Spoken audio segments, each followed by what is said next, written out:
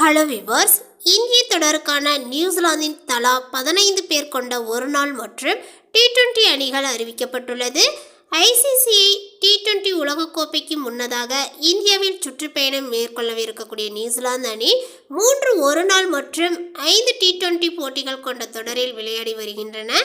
ஜனவரி 11ஆம் தேதி தொடங்கக்கூடிய போட்டிகள் 31ஆம் தேதி வரை பார்த்திங்கன்னா நடைபெற இருக்கிறது. இந்த நிலையில் இந்திய சுற்றுப்பயணத்துக்கான நியூசிலாந்து அணி நேற்றிரவு அறிவிக்கப்பட்டது. இதில் 3 போட்டிகள் கொண்ட ஒருநாள் தொடருக்கு கேப்டன் மிட்சல் சாண்ட்னருக்கு பார்த்திங்கன்னா ஓய்வுகள் அளிக்கப்பட்டது. SA20 லீக்கில் விளையாடக்கூடிய முன்னாள் கேப்டனான கென் வில்லியம்சனுக்கு பார்த்திங்கன்னா சேர்க்கப்படாத நிலையில் மைக்கேல் பிரஸ்வெலுக்கு பார்த்திங்கன்னா ஒருநாள் போட்டிக்கு கேப்டனாக நியமிக்கப்பட்டுள்ளார். ஒருநாள் அணியில் பார்த்திங்கன்னா தமிழக வம்சாவளி வீரர் ஆதி அசோக்கிற்கு பார்த்திங்கன்னா முதல் முறையாக வாய்ப்புகள் வழங்கப்பட்டது. சுஷ்மன் கில் தலைமையிலான இந்தியாவுக்கு எதிரான 3 போட்டிகள் கொண்ட ஒருநாள் தொடரில் பல மூத்த வீரர்கள் பங்கேற்க மாட்டார்கள் என்றும் தெரிகிறது. கேப்டன் மிட்சல் சாண்ட்னருக்கு பார்த்திங்கன்னா வேகப்பந்து வீச்சாளர் மெட் ஹென்றி ஆகியோர் எல்லாமே அணியில் இடம்பெறவில்லை.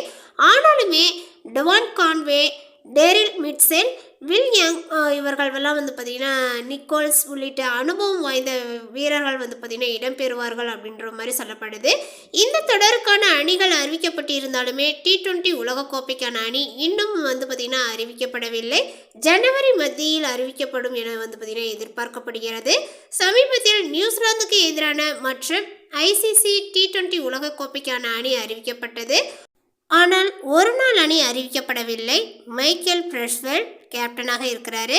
ஆதி Ashok, Christian Clarke, Josh Clarkson, Devon Conway, Zak Foulkes, மிட்ஸ், கைல் ஜோமிசன், நிக் கொல்லி, ஜேஸ்டன் ஜொனால்ஸ், Daryl Mitchell, Henry Nicholls, Glenn Phillips, Michael Rae, Will Young இந்த வீரர்கள்லாம் பார்த்திங்கன்னா ஒரு நாள் கிரிக்கெட் போட்டியில் இடம்பெறுவாங்க அப்படிங்கிற மாதிரி சொல்லப்படுது.